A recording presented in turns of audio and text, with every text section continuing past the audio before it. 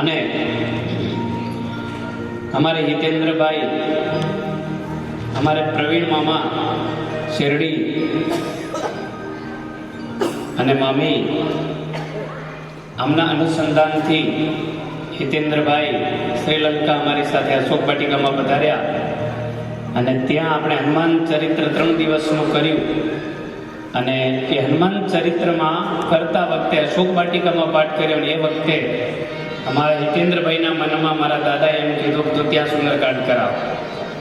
તો આ ગંગા, આ સરિતા અશોક વાટિકા શ્રીલંકાથી અહીં આવી છે એવું કહી શકાય. તો શ્રીમાન હિતેન્દ્રભાઈ તથા એમનો આખો પારસિયા પરિવાર, જેના માટે, જે બાપા માટે સ્વર્ગસ્થ રવિજીભાઈ વાલજીભાઈ પારસિયાના સ્મરણાર્થે આ સુંદરકાંડનું આયોજન કર્યું છે. એમના આમંત્રણને માન આપીને પધારેલા એમના કુટુંબી, સંબંધી, ભાઈઓ, બહેનો, વડીલો, નિયાણીઓ સૌને ઋષિકુમારના આ પરિવારના સાદર જય સિયારામ. मित्रों, थोड़ी देर के लिए इसमें बिल्कुल इफेक्ट कम कर देना, फिर मैं बोलूँ, ठीक है? साउंड अच्छा है? हाँ, एक बार साउंड के लिए ताली बजाइए जोर से. भैया इतनी तो हिंदी नहीं आती है, थोड़ी टूटी फूटी हिंदी आती है, हमको बावा हिंदी आती है, क्योंकि हम तो गुजराती में प्रोग्राम करते हैं. पर कभी कभी हिंदी में भी कहीं एमपी में जाते, कहीं यूपी में जाते, कहीं बिहार में जाते प्रोग्राम करने के लिए, तो कभी हिंदी बोलना पड़ता है. साउंड अच्छा है, साउंड हमारा हृदय होता है. तो मित्रों, सुंदरकांड એટલે શું? આમ તો હું આપને સમજાવવાનો છું, પણ થોડાક નિયમો છે સુંદરકાંડમાં.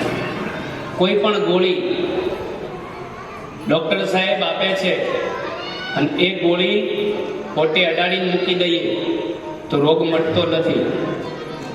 તાવ આવ્યો હોય, સાહેબે આપ્યું હોય ગોળી કે લ્યો આ ગોળી સવારે નાસ્તો કર્યા પછી, આ બપોરે જમ્યા પછી અને આ સાંજે વાળું જમ્યા પછી, પણ પોતે અડાડીને મૂકીએ તો રોગ મટે નહીં. એમ સુંદરકાંડના પણ કેટલાક નિયમો છે. પહેલાં તો મારા વડીલો, ભાઈઓ જેટલા બેઠા છે એ બૂટ ચપ્પલ કાઢી દેશે એટલી વિનંતી છે. બૂટ ચપ્પલ, હા, કેમ કે આ પ્રોગ્રામ સુંદરકાંડ એ મનોરંજન નથી ભાઈ. સુંદરકાંડ એક સાધના છે, બરોબર? ભલે ને આ ખુરશી નીચે રાખજો, વાંધો નહીં, પણ પગ ન અડે ચાલુ સુંદરકાંડમાં એ ખાસ ધ્યાન રાખજો, એ રીતે મૂકજો, બરાબર?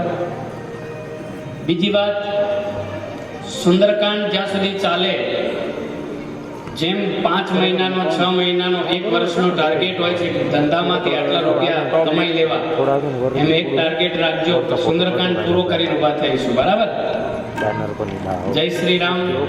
સત શ્રી સુંદરકાંડ પરિવાર કપડવંજ આપ સૌનું હૃદયથી શબ્દો દ્વારા હાર્દિક સ્વાગત કરે છે. તબલામાં હિરેન પંચાલ, ઓક્ટોપેડમાં મારા નિલેશભાઈ ઉર્ફે હીરાભાઈ, સાથે વડોદરાથી યશભાઈ પંડ્યા અને બલુબા પરમાર હિંમતનગરથી, અને સુંદર મજાનું સાઉન્ડ. અને આ પરિવાર, પારસ્યા પરિવારના સાનિધ્યમાં સુંદરકાંડ આપણે ગાઈ રહ્યા છીએ. ત્યારે મિત્રો, સુંદરકાંડ એટલે શું? હિન્દુસ્તાનમાં સનાતન ધર્મમાં માત્ર સાંભળીએ, આરતી ઉતારીએ, આરતી પૂરી થઈ જાય એટલે જતા રહીએ પ્રસાદ લઈને, બસ આટલું ઇનફ નથી.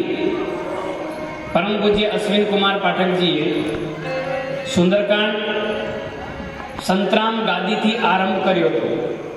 અને આજે તો નાના બાળકને પણ સુંદરકાંડ આવડે છે ગુજરાતમાં, અહીંયા પણ આવડે છે. મિત્રો, ડિપ્રેશનમાંથી બહાર નીકળવું હોય તો સુંદરકાંડનો પાઠ કરવો. આખી દુનિયા તણાવમાં જીવી રહી છે. સુંદરકાંડ એટલે તમામ પ્રકારના સંશયમાંથી બહાર નીકળે એનું નામ સુંદરકાંડ છે. મેં તો અનુભવ કર્યો છે, આજે તમે કરી